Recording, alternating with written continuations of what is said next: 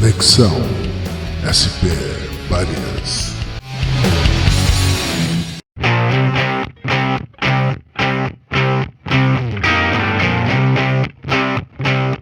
Mas, enfim, analisando, mestre, a produção de memes e imagens de 2013 até 2018, que é o que culmina com a eleição do Bolsonaro, nós temos sistematicamente a produção de memes, e não só de memes, mas de toda uma cultura de rancor e da produção ali de riso. É uma produção, diria, enfim, cínica. Né? O que é cínica? Nós não temos a palavra em português, né? Na verdade vem do kios grego, que é o quê? É do riso, de ridicularizar, enfim, de parodiar, ironizar. É uma crítica pautada no humor, com relação a todo esse mundo, a toda essa sociedade cosmopolita, né, capitalista, liberal, moderna. Então nós temos toda essa produção de humor e de crítica com relação a isso. Então, ou seja, quais são os temas de memes? LGBTs, questão ali de movimentos negros, né? Questão ali também, digamos, de vegetarianos, veganos também, que foram temas desses memes, enfim, e de ser de esquerda em geral. Então, memes ridicularizando a esquerda, memes ridicularizando, enfim, LGBTs, movimento negro, enfim, tudo isso. E aí, quem surge? Como são esses memes, né? Muitos desses memes, né, são sempre o quê? Tirando, fazendo piadas, enfim, usando ali uma estética realmente ali do riso, da ridicularização. E nesse processo, quem surge como grande personagem dos memes? Bolsonaro. Então, fazendo só uma parte. Claro. Então, ele não é o grande derrotado lá dentro do Congresso? Sim. Porque ele é o cara que nunca tinha aparecido. Sim. Ele é do baixo clero, é o cara totalmente inexpressivo. Sim. Ou seja, é o derrotado que vai ser agora o mito dos derrotados, né? Exatamente. O dos derrotados. Como foi Hitler na Alemanha. Exatamente isso. Hitler era um fracassado, um pintor fracassado, um militar fracassado. E aí ele foi o líder dos fracassados. Então, ou seja, perfeitamente. A analogia é perfeita. E conseguiu ficar famoso mundialmente para toda a história. Enfim, se tornou ali depois, enfim, famoso, mas enfim... Pelo menos ele conseguiu, acho que parte do objetivo dele, né, que era ficar famoso. Isso ele conseguiu. Então, o nosso amigo aqui também, o Brazuca aqui, parece que está conseguindo também, porque ele está sendo falado no mundo inteiro. Né? Sim. Os chefes de Estado, que estão dentro do processo civilizatório, obviamente, né, estão assim... meio perplexo, né? O que vocês fizeram aí no Brasil, né? Colocar um sujeito desse? Porque o bolsonarismo coloca o processo civilizatório em risco. Sim. Se você deixar na mão deles, você está colocando o processo civilizatório em risco. Agora, muitos que seguem esse movimento bolsonarista, muitos bolsonaristas, ainda não se deram conta disso, porque eles estão em estado letárgico, eles estão ainda dentro do delírio coletivo. Uhum. Então eles não sabem que o processo civilizatório está em risco. Ou você acha que eles sabem? Obviamente não, né? Eles não sabem, né? Não. Que o processo civilizatório está em risco na mão do bolsonarismo. Veja bem, eu percebo isso, eu acompanho no Facebook, né, as notícias, os memes, papapá e tal, e tem muitos ainda apoiadores, né, desse movimento, né? E ainda tem aqui a estatística recente, não sei se é verdadeira, que ainda tem quase 40% ainda de aprovação ainda desse governo, com tudo que ele já fez, né? Me parece, o que deixa claro a mim é que esse projeto, o projeto deles é a destruição, é a desconstrução de tudo que está aí, quer dizer... inclusive eles querem o fim do Estado, total, radical, né? Eles querem o fim do STF, querem o fim de tudo. E aí, uma pergunta que eu queria te fazer, não sei se está na hora de fazer essa pergunta, podemos imaginar, por uma hipótese, como é que seria o mundo ideal desses caras que são ultraliberais, que eles querem o fim do Estado, eles querem o fechamento do Congresso, que é a extrema-direita, né? Eles querem o fim do Estado, o fechamento do Congresso, e todos esses itens aqui. Como seria o mundo deles, então? Por exemplo, você não tem mais Estado, você não tem mais Congresso no país, no Congresso Nacional, você não tem mais as instituições e tal. Como é que fica? Alguém vai mandar, não é possível? Seria um mundo anárquico, anarquista, onde não tem mais governo?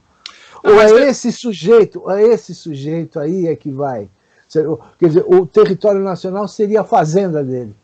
Ele é o dono da fazenda, os outros são capatazes, e o povo vira servo dele, vira a grande senzala. Eu acho que nesse processo é importante separar também, enfim, esses anarcocapitalistas do governo Bolsonaro. Eles gostam muito do governo Bolsonaro com relação a... tem muitos apoiadores do bolsonarismo, eles querem o fechamento do Congresso. Não, sim, mas eles não querem, eles não são adeptos do anarcocapitalismo. Não, mas eles nem sabem o que é isso. Eles nem sabem o que é isso. Não sabem, mas sim, de fato, muitos querem o fechamento do Congresso, muitos, enfim, querem uma ditadura comandada pelo Bolsonaro. Muitos querem isso. Eles rejeitam a democracia. E aí o Brasil seria o quê? A fazenda dele? Ele é o dono da fazenda? Seria um Estado autoritário, enfim, uma ditadura civil. Uma ditadura civil. Estado autárquico, totalmente... comandado pelo Bolsonaro, que não é mais um militar, né? Hoje ele é um civil, então seria uma ditadura civil, né? Uma ditadura civil-militar. Mas o governo dele está militarizado. Está militarizado, né? Mas, enfim, essas pessoas querem isso, de fato querem. Mas o que é interessante, quando a gente fala dessa questão da estética, né? É compreender justamente a cultura do ressentimento que foi se fomentando, né, nesse período de 2013 a 2018, que culminou com a eleição do Bolsonaro.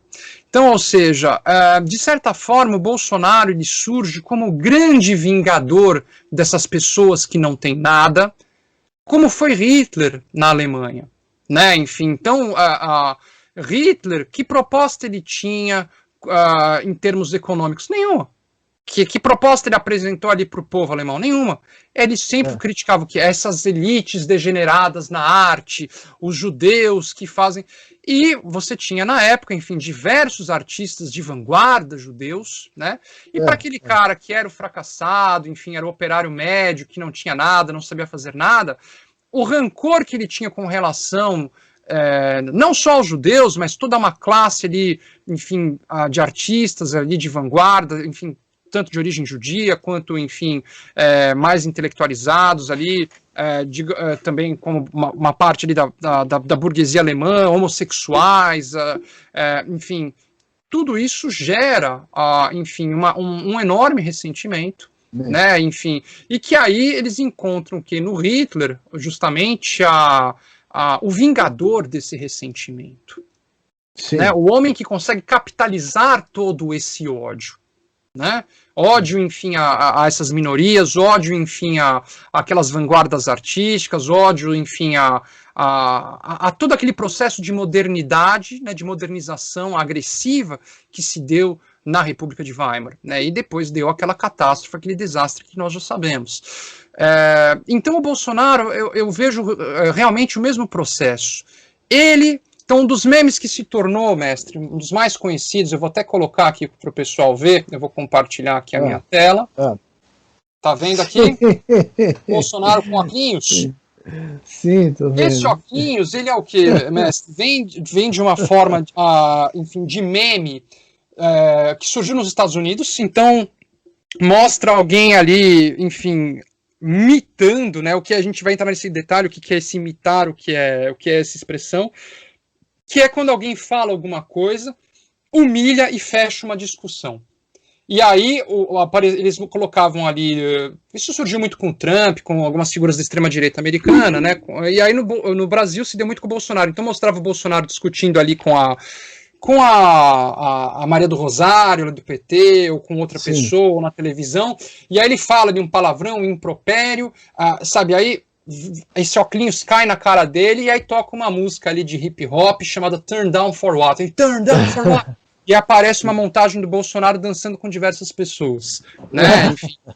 Então esse tipo de meme foi um dos mais publicados, um dos mais compartilhados, nesse processo. Então, ou seja, em que mostrava que ele humilhava essas pessoas que causam as bandeiras delas, enfim, com a identidade delas e a posição que elas ocupam hoje na nossa sociedade, o momento em que justamente que o Bolsonaro as humilhava, né, então essas pessoas, enfim, que estão em evidência hoje, né, ou uma pauta que está em evidência hoje, então o Bolsonaro as humilha nesse processo e aí ele acaba e recebe os óculos da mitada, né? Ele mitou. E aí surgiu esse termo da cultura da internet, o mitar. O que é o mitar? Sim. Mitar é você falar algo fantástico, incrível, que vai destruir o outro, vai destruir o argumento do outro, seja por meio de uma ofensa ou de uma grande verdade, que você vai jogar na cara da outra pessoa,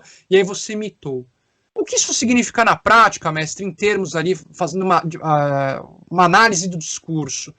É você simplesmente jogar um argumento, que pode ser um argumento ad hominem, ou às vezes até um argumento que possa ter um fundo de alguma verdade, e aí você fechou uma discussão. Então, de certa forma, é uma análise de discurso que nos permite ver que é o quê? É completamente contrário ao que o professor Habermas chamava de razão comunicativa. A razão comunicativa, ela pressupõe o que é a troca, a interação, sim. Né, entre fluxos comunicativos distintos, né, para as pessoas chegarem a consensos. Ali não. É um único argumento para humilhar, acabar com o outro e você fechou. Então, ou seja, é o não argumento, na verdade. Sim, sim. Porque ele pressupõe que o outro cala a boca, acabou a discussão. E aí você ganhou. E as coisas não... cancela. E aí, cancela exato. O outro você cancela o outro. Que é totalmente totalitário, né? Totalmente, exatamente. Autoritário e totalitário. Você tocou no ponto perfeito, é totalmente autoritário, né? É um discurso completamente autoritário e que passa a permear muito a produção argumentativa na modernidade tardia, que é justamente o que é essa questão do mitar, e depois que a esquerda vai ter também a sua forma particular de fazer isso, mas vai usar o termo lacrar. As duas formas são autoritárias e partem do mesmo pressuposto. Ah, mas a esquerda vai argumentar mais. Tudo bem, talvez seja mais rico, entre aspas, em termos argumentativos, em termos de elaboração de discurso, mas ela também pressupõe o quê? Eu falei, eu fechei a discussão, acabou, eu lacrei. E não é assim. Sim. Porque elas não trabalham com a questão do debate, com a questão do outro ter uma outra opinião e você ter realmente um embate de ideias. Sim, claro, claro. Não, que é o óbvio, né? E é curioso, porque muitas pessoas que aderiram a esse movimento aqui são pessoas que eu tinha até então como pessoas relativamente esclarecidas, né? Uhum. E aderiram com tudo a esse movimento. Eu fiquei surpreso, fiquei chocado, né? Porque eu entrei numa campanha do Ele Não, obviamente, claro, lógico. Sim. Não é óbvio, qualquer pessoa sensata não pode votar num sujeito que incita, que induz, né, ao belicismo. Né? Eu sou anti-belicista, né? Uhum. E sou totalmente contra a fabricação de armas, inclusive. Bom, mas isso é utopia. E aí, o cara, quer dizer, é impossível, né? O perfil dele, já como pessoa, já não serve para mim, entendeu? Muito menos como personagem público, botar um cara que induz as pessoas à guerra, ao ódio, né? A campanha do ódio, né? Tanto é que dizem que existe o gabinete do ódio, não está oficial, quer dizer, não tem as provas documentais suficientes, mas tem o tal do gabinete do ódio aí. E tanto é fato que já teve vários dissidentes desde a eleição dele até agora. Quantos são dissidentes dele, né? Sim. Do partido dele, que ajudaram a elegê-lo. E já são dissidentes, vários políticos.